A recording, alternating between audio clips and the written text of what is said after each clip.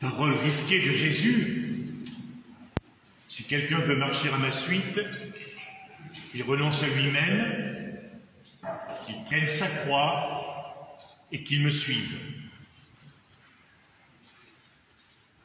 Sommes-nous prêts à renoncer à nous-mêmes, à prendre notre croix pour suivre Jésus? Sommes-nous prêts? Reconnaissons humblement que ce n'est peut-être pas aussi facile qu'il n'y paraît. Oui, très certainement, nous voulons bien suivre Jésus, être chrétien, être disciple de Jésus. Mais notre humanité, faible et fragile, entrave notre désir. Que cela ne nous décourage pas. C'est l'expérience que fait Pierre. Alors, pourquoi serions-nous différents de lui? Souvenons-nous de ce que l'évangéliste nous rapportait à la double question de Jésus: qui suis-je? Pour vous, pour toi, qui suis-je? Pierre avait bien répondu. Sa réponse le dépassait certainement. Il n'en mesurait pas toutes les conséquences. Il ne soupçonnait pas que confesser Jésus comme Christ, annoncer le mystère pascal, mort et résurrection. Et Pierre s'insurge. Il adresse de vifs reproches à Jésus. Et il s'entend dire: passe derrière moi, Satan. Pierre, choisi et appelé pour devenir pécheur d'hommes, pour être pierre sur laquelle Jésus voulait bâtir son Église, Pierre est identifié à Satan. Satan, le séducteur, le tentateur, est celui qui s'oppose à Dieu, à son projet, qui cherche à entraver la réalisation du dessein de Dieu.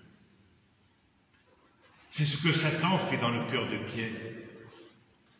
Et pourtant, c'était par amour de Jésus, par désir de le suivre, que Pierre n'accepte pas la perspective de la passion. Pierre devra vivre un passage. Laisser Jésus, vainqueur de Satan, lui faire découvrir que de la croix jaillira la vie plus forte que la mort. Et ce n'est qu'après Pâques que Pierre comprendra vraiment la confession qu'il vient de faire. Tu es le Christ. Et qu'il pourra, dans une merveilleuse confession, déclarer au ressuscité: tu sais tout, tu sais bien que je t'aime.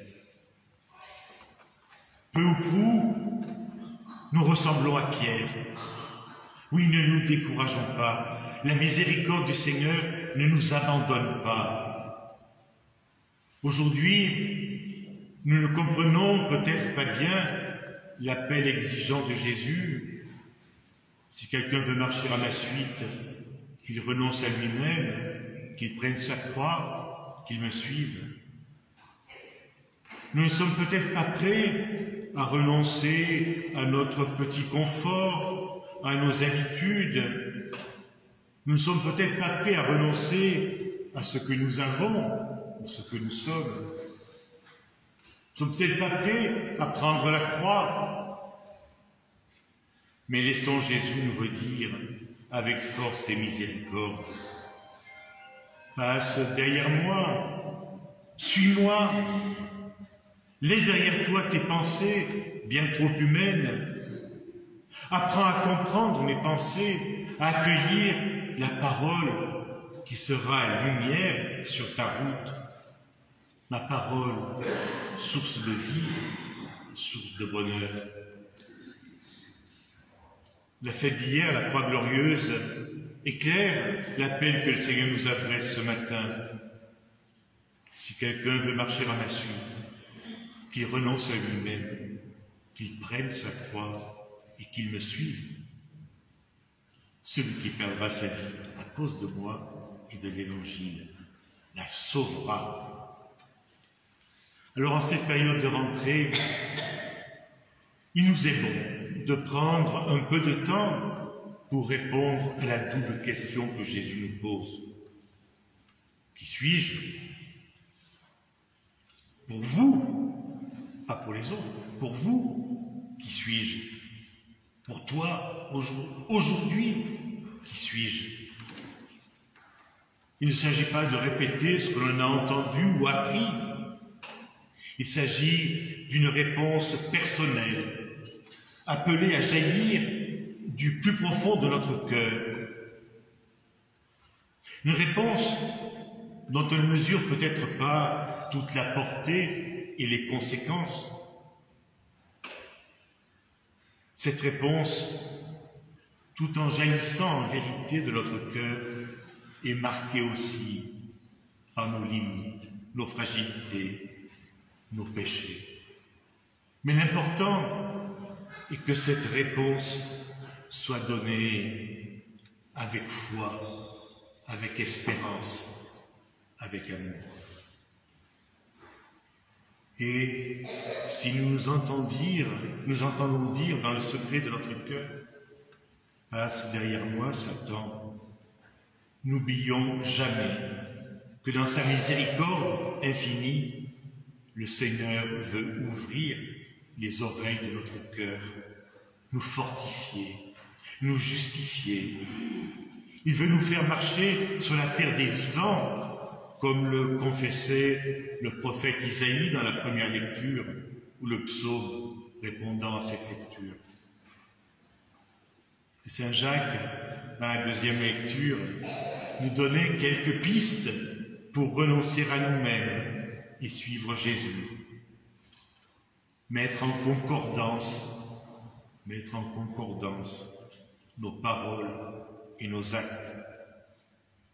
La foi, dit Saint Jacques, si elle n'est pas mise en œuvre, elle est bel et bien morte.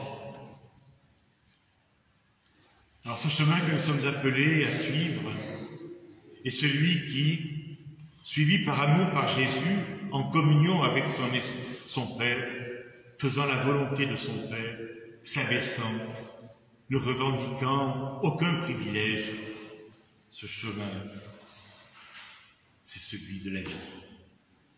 Alors nourris par la parole du Seigneur, par le pain de vie reçu en communion avec confiance, osons prendre la croix, signe d'amour, signe d'alliance, osons suivre Jésus qui veut pour nous la vie en plénitude. Bernadette nous accompagne sur ce chemin.